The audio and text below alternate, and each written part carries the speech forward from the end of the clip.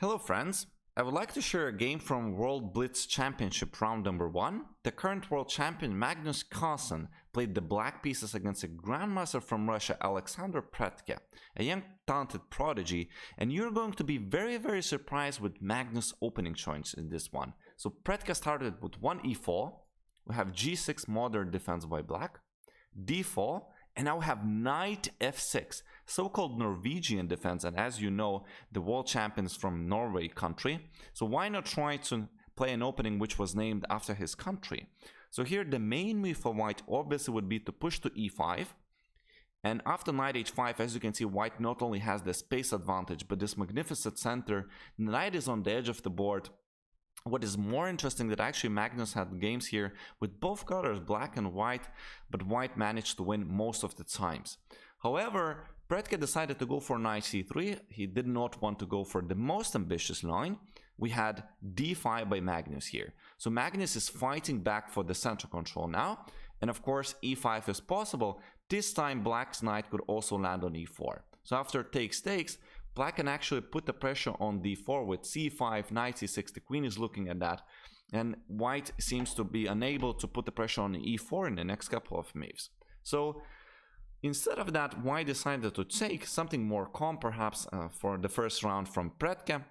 We have knight f3, simply developing and allowing the knight to take on c3. Of course, it was possible to retreat here, and maybe that would be a better option. However, he decided to create this imbalance where black has the bishop pair, and however, the white managed to get the center into his hands. These pawns that are undoubled also placed in favor of Magnus.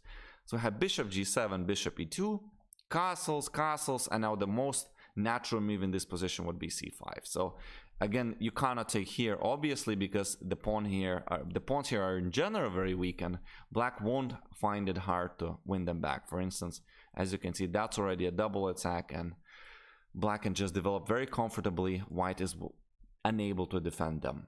So we have bishop e3 by white, securing his center and center advantage. So we have queen c7, queen d2, rook d8. I love the development of the rook here when white's queen is on the same file. Bishop h6. White decided to exchange his bad bishop according to the structure in the center. And also, as you can see, this is the sleeping dragon, so-called. The bishop here is simply amazing for black. In the meantime, however, while white was doing that, black managed to put a lot of pressure on the centralized pawns that are currently weak for white. Bishop takes g7, king takes g7, queen e3, and at this time, because there is no bishop attacking c3, white is ready to take on c5. So say Magnus plays something like that, which is just bad, white would take the pawn. So we have c takes d4 by black, c takes d4, and we have hanging pawn structure. Now, as long as white doesn't get c4 and d4, the pawns like that, black should be better according to theory. We have bishop g4, putting indirect pressure on d4. Black wants to take the knight on f3, and a simple tactic of removing the defender. So we have c3 from white, rook a c8. All of the pieces are already playing, and very coordinated play, I have to say. These guys are putting pressure on these pawns, while this one would remove the defender if needed. We have h3 from white, bishop takes, knight takes, and knight a5. A very standard move, not allowing white to play c4, plus trying to install the knight on c4 when it fits black. Rook a c1, and of course it's possible to play knight c4 here. After queen d3, we could even establish the knight here and support it with the pawn on b5. However, Magnus decided to play b6. And here what white maybe should have done is to take control c4 square by the bishop. And if we play knight c4, he's ready to take. This drops for black, this drops for white, and here I would say that white might have even chances. We could even start with rook a1, and these pawns will hang. I believe white is no worse here. Of course, black doesn't have to play knight c4 here. He could also play what Magnus played, perhaps e6 here, and we have to look into c4, whether these moves work or do not work. Again, if we play knight c4, black is unable to capture with the queen because the rook is guarding that. Instead, we have rook fe1 by white, putting pressure on e7, so e6 falls. Now h4. Because the bishop is on the light squares, white wants to put the pawns on the dark squares so that the bishop would be very active. We have finally knight c4 by black with the tempo while hitting the queen. h4, queen e2, queen f4 now by black, g3, queen f6, king g2, rook c7. Rooks are very flexible. The rooks could also double on the c file if needed. Now, white decided to maneuver the bishop to d3 to kick the knight out. I would say that's a natural idea that white wants to achieve because the black's knight here is blockading the pawn from marching forward. So we have e5, however, by black.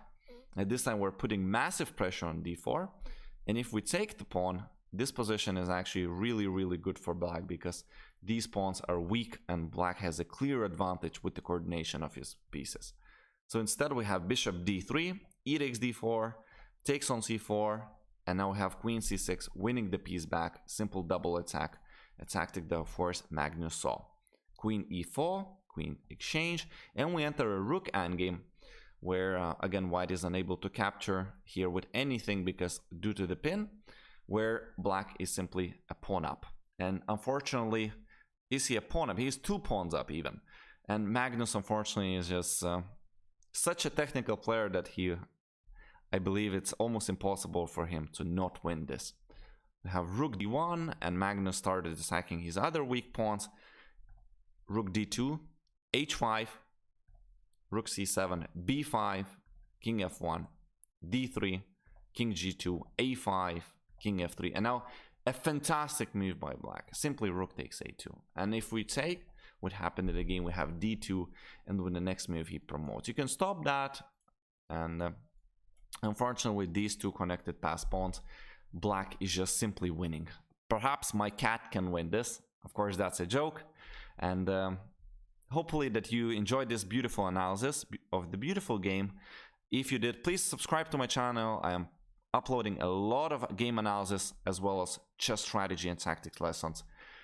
Stay healthy, continue loving the game, and play chess. Goodbye.